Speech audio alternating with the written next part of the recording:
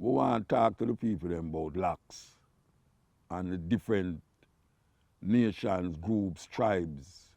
We have locks. Because most of the first time we hear about locks was Samson in the Bible, we have locks.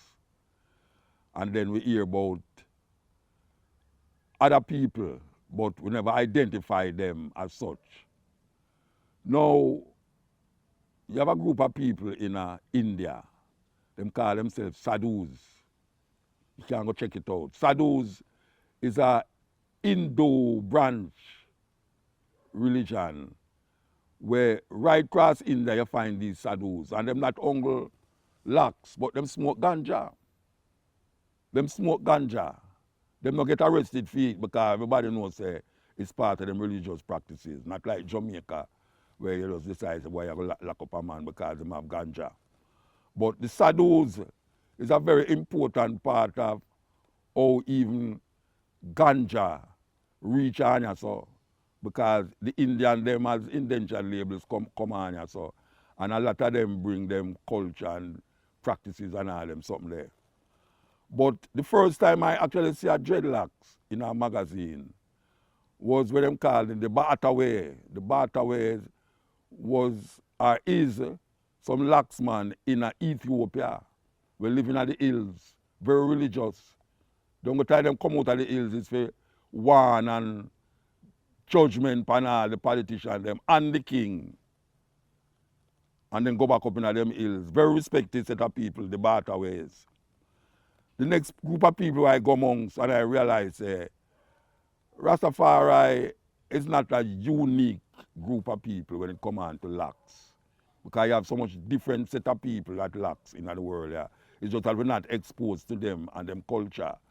Well, the Bafal is a group of Muslims in Senegal who recognize Sheikh Ahmadou Bamba. Well, you might not have heard of these people, but you can go check it out, Sheikh Ahmadou Bamba. Them recognize him as a great prophet. And him not only locks, but him don't wear shoes. As a matter of fact, if you go in a Bafal ceremony, it feels like they are Naya Bingi. That is really what I talk about because we've been there in Senegal and go amongst them. But them is Muslims, the Bafals in Senegal. In the Aboriginal group in Australia, them have locks. Them have locks. Now I was told that Rastaman get them locks. Well, it's two different versions of it. Because in a number 6 it tells you say, no razor shall come upon your head, neither shall you have strong drink nor anything from vine until the days of your separation. A whole heap of people say it's this how Rastaman get them idea of locks from.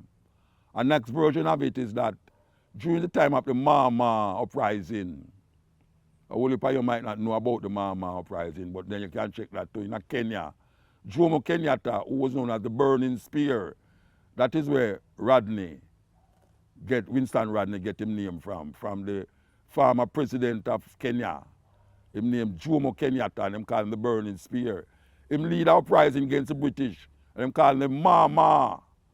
And a whole heap of them did locks.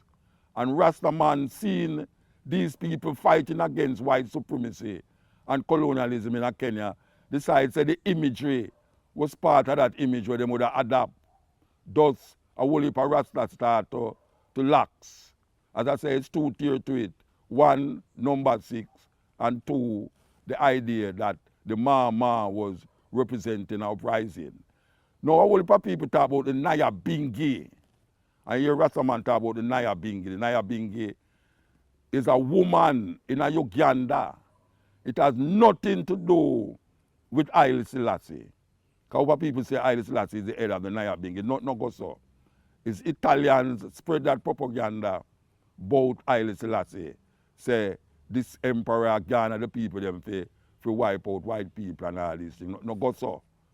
The Naya Bingi comes from the idea that this woman had a group of people who was chanting down colonialism and slavery from Uganda go right down.